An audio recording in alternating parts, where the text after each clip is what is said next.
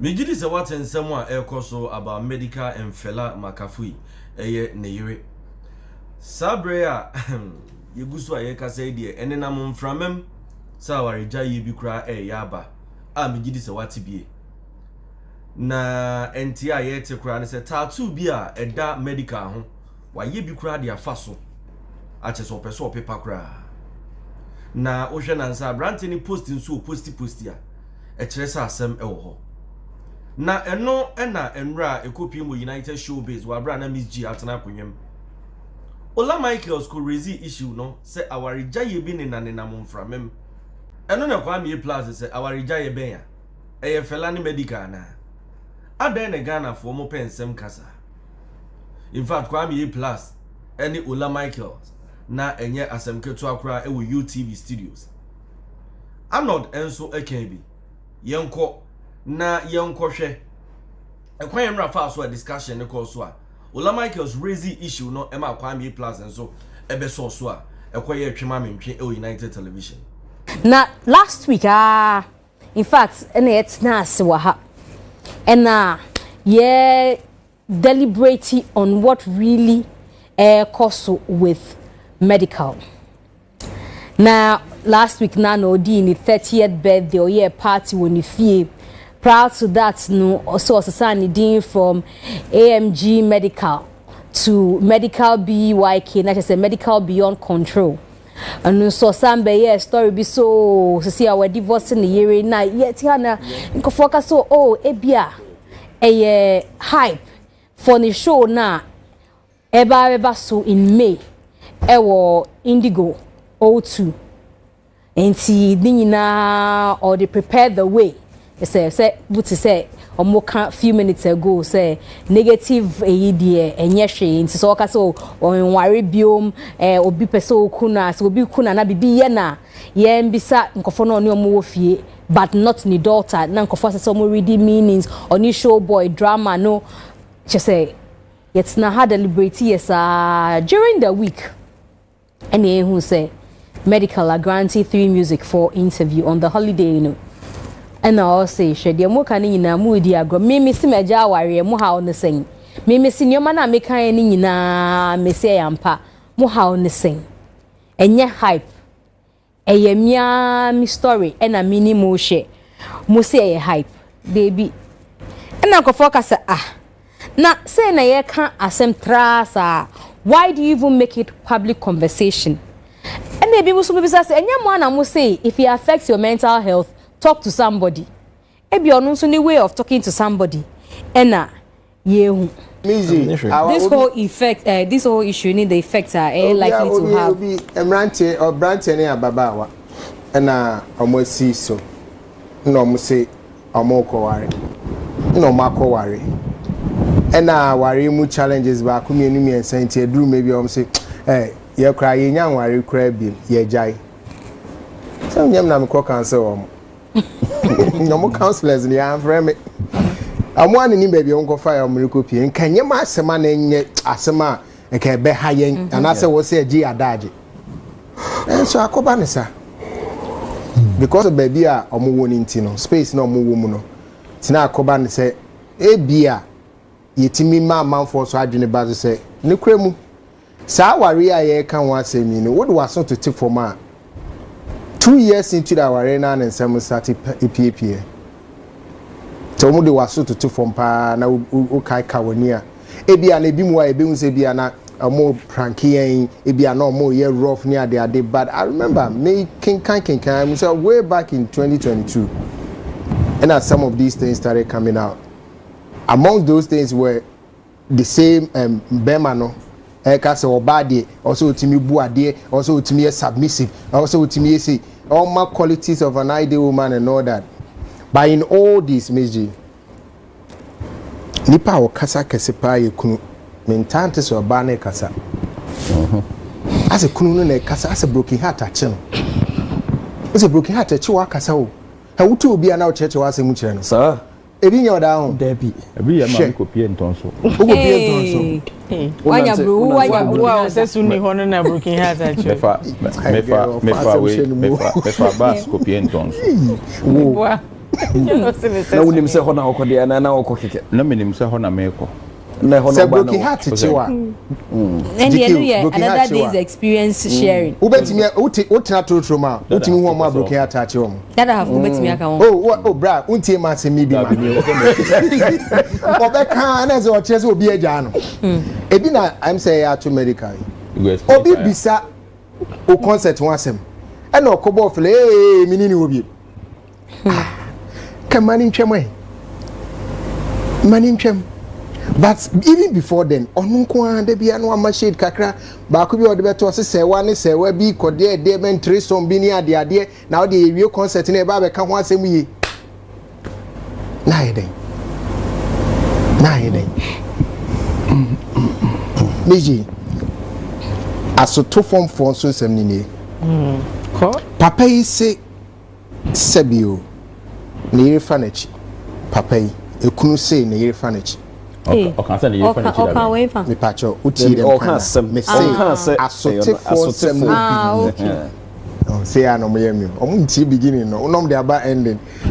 Omo say papa is in the fanachi. No, but and it has happened so many times. Dabi, I miss you. And asote for sem. So untien you allow man cancer. So o say enyo mo asem no o kan sem fufuro nti na me man. And me pacho say eni say we hear me say.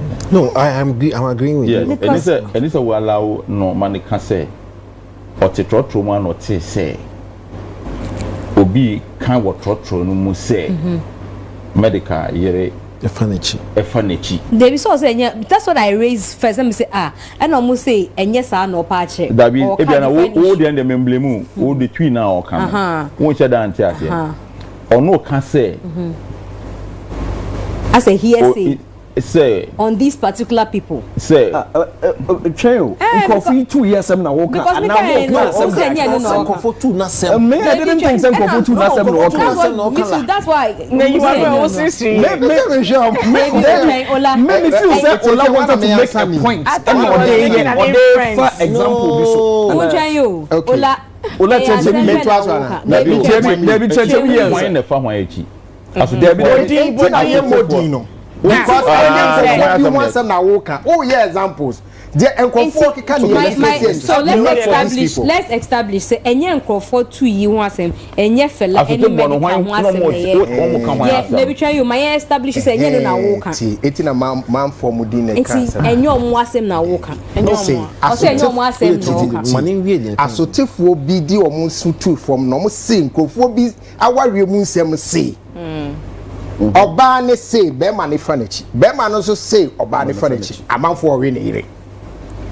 tin you sa asotu form sem ye omo keya no so kire say dey oba ne say wo de bia wo fa machi na wa be pacho wo fa machi na wa be pacho me so ma bre ntu ko fanachi bia na mutini eti sa aware kro no egu ya che na afi ne ho asem ba abonten na me bacho aware be na wo kan asotifo e de enya medical fella wa ya sam ne kan first o say enya no na da bia no na ba na me mate dia Ola airport channel say wo koto sankrofo mienu e ko abisa say na ano no but this example he's giving no eti mo de bibia this e body na to me emfa obi allegation I am and soon say and no the allegation is not supporting your case. I think what Ola has just done is drop a proverb. The upper channel said they are you no BBS dada. What I'm saying is that what you said what channel concerns this particular marriage. Hey George. Okay. What I'm saying is that fella is a married woman. Okay. Now she's Mommy, they be trying. Ola trying. Cannot be on this show to say that you are see what baby said. They be also reference is not. You know what? Na topic then you can make that yes. Na walk dia me pa me ma won to a because enye asema yebetimi adefend nipa na okan ye me kai asem bi to me nipa na o say nipa na okan ye ka se ko friend Brian ne no be na courtroom a obehunu na yeti say your prince Charles ne princess Diana asem ne ye ayola medical ne fella it's okay say obi say oba no for no kunechi you are talking about fella which is wrong no it's wrong It's a pouch or yeah, my own toa. Yeah, you can continue. No, baby, I'm a pouch or any enemy pouch. Me, I didn't get that impression. Into Sesana, also I wish I would feel OT and I'm a pouch with the mystery. I don't think that I will allow that. We apologize for his behalf. We know he will never apologize. And fella, me very sorry. Say if this is what it means, Mr. Yes, Medikal, Mr. George, you don't agree? You can't say you're going to Pana or yes, to see some was a day. Where are you going to find out? No, baby. No, make your point. One second. Yeah, we'll put all of us into trouble. Dear Ola Ekano, Memetia says a proverbial statement, and yet anything in reference to the current situation. How can Ola dare open his mouth to say, how can he dare open his mouth to say, Sebi, medical, Akofani Rishi, Anani, Akofani? He cannot say that. I could have mentioned their names. They are all canon. A proverbial statement are all part share say. And Tokwana is sin. Yeah. Tie baby or starting in common say ebi as a broken heart chobia or kasakasa na de ekeka ho or building the point if baby and all part share na say ebia de ekoso no dia ebia da obia akoma so no omu entimi en or you zo say now and na meba mama use ya me sure say anko obia bedina but you see we are obia kofani o no Miss Jim Pacho mama nunsi me Pacho mama nunsi there are people watching no mati tu no Pacho there are people watching mama nunsi nyina ye wo ha share medical or you mean there is no way I'll sit here and allow Ola to say Ola something has already that. done it. But the guy is here. Can I land? No, are you in there? There is no way. But okay, no metia say a proverb beer. What kind of saying? Abebu. Oh, I don't know. Or kasa mpinyin. Or kasa to say pinyin. Your partner say ebia dia yehu enya no na problem no. Now so problem na nka say wo ho no. Obi ntimi mpie meka. I totally me say now so me no moya drink. Say ebia ameye na obi hwe na wante ase ye ene ye nyina yes sorry. But I do not think that is what George yeah kana no isi bone. I don't think that that's what he was saying. George need you mo sana wo kan wa semi wo kan ye so nkasa asem na wo kan no se sa kwan no so ana wedding ni a we use no and no so use ye menya sure say anka ana be raise eyebrow menya sure say anka a plus be raise eyebrow menya sure say anka vida be raise eyebrow o be raise hairline because baby a okika kono o e true oh yes so and hwe na obi ankote asese na nu pese opportunity me pa ocho and essa no ye hu ye na we all apologize. I saw that we all apologize said that it's a baby say o kan way and I so didn't get it that way. I so didn't get it that way. He's saying that. Oh, another point I'll be developing. Okay. No, that's the Arnold, Akao. Ola oti hey. Mejai. Owo grey hair on abodi ase. Osan so grey hair on ase. E ho de o. Hey. Ohudi are dey. Akwere mapa oti o. Onsa. He's an experienced broadcast or on-air personality. He's been in industry for 50 years. 50 years. 50. 52. Okay. Anya 50. On your small boy. Who didn't who fell and that's all. No, I'm serious. 50 years. He is not a small boy. He's very vocal, very outspoken. He's very intelligent. He's very smart. Your constituted panel like are you telling me say Ola cannot be held responsible for Nwakasa Nekasa? Me paushe bi ana eyi say because George e defend ana. No, say allow him to become a hula baloo. Yeah. Say then a big deal. No. Ebi awuni show issue. Na you say Arnold na yere enya issue. Na maka say oh, Arnold na wife.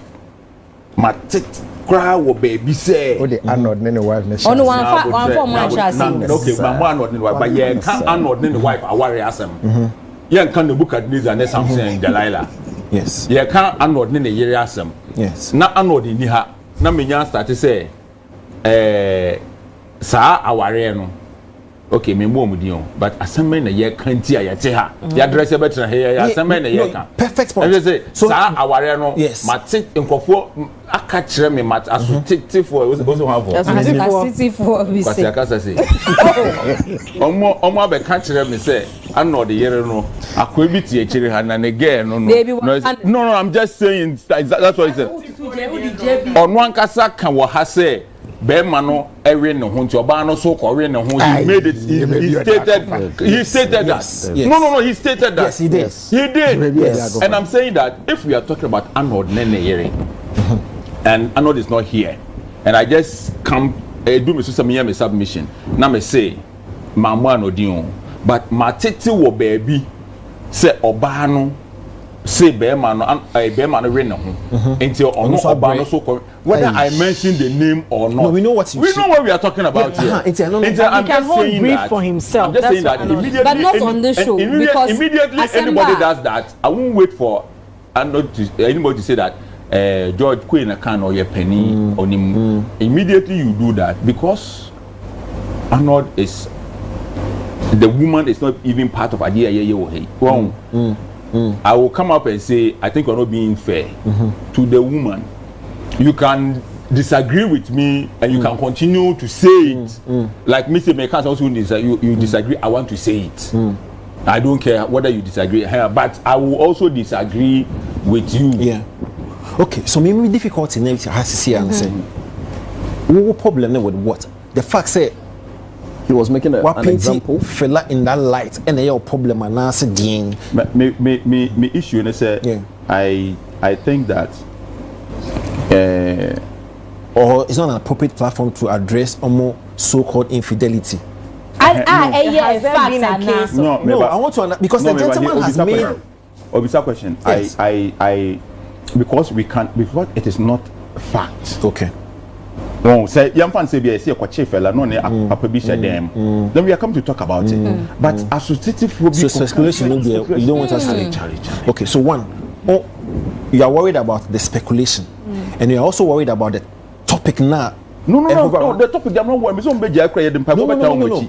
Listen, you are worried about the speculation. And then topic now almost speculating about on the facts of fella A and C. Have you heard that speculation? But, no, I want to see where your difficulty is. Let me tell you where I am worried. I am worried, like you're saying, about the speculation that it is not something that he can actually you can say substantiate. Say assemble we see autism. One assutism. Secondly, una woman platform to propagate assutism. Let's agree with Arnold. Let's agree with Arnold and say platform. I'm not one me ba A plus me ba na ochina assembly bar e bia be coming. No, it has nothing to even do with assembly. But let's say yeti hey na ya start asem.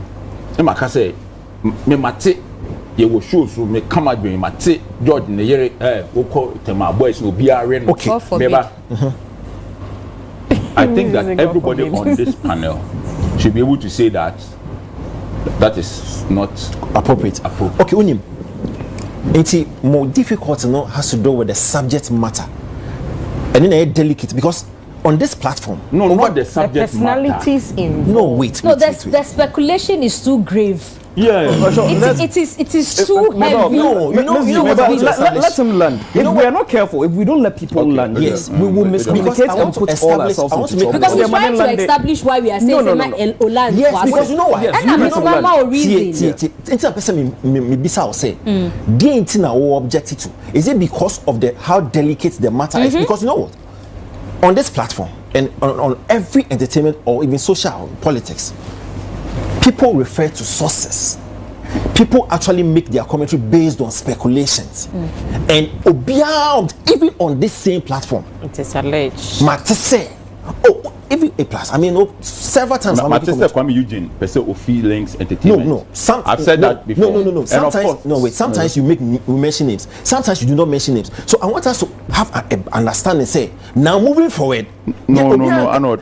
It's not person say so. subject matter no how delicate it is very a delicate issue and at the kind of allegation na all year say a to omo a you better say you say makokreku ma dey be pam na free deputy minister eno your mouth so that's all that eno open person but say once you want to stay that you got it say fella so you also got the impression say he was making reference to Medikal and fella that exact you know make us own. Did you also get the reference? You also got that reference. Exactly. Some person repeat it. Hey, of course. Oh, repeat it. Because I thought say he was making a proverbial statement. No. Maybe I got it wrong. My name is also Which proverb? The man is selling us at the end started 2 years ago. Now speculation just say outside the marriage. No, that is very wrong. Ola, was that what you were saying? Oh, me pamocho Ola ka say we are not come ask him. At least yeah establish the reason. Senior, at the end you say a delicate matter. You call the next topic. Into all that delicate matter no need the wa come about no problem and come so Djka money transfer some in country or Canada US will send this card ya bagana and kwadia Djka application the download it or send this card using me promo code DJKA and then I use to be $5 they can see kwa they will send their brand Ghana and so I enter the capre Djka I'm on side for memory fee so be press notification button no for more uploads channel no Djka Nyan Support TV subscribe.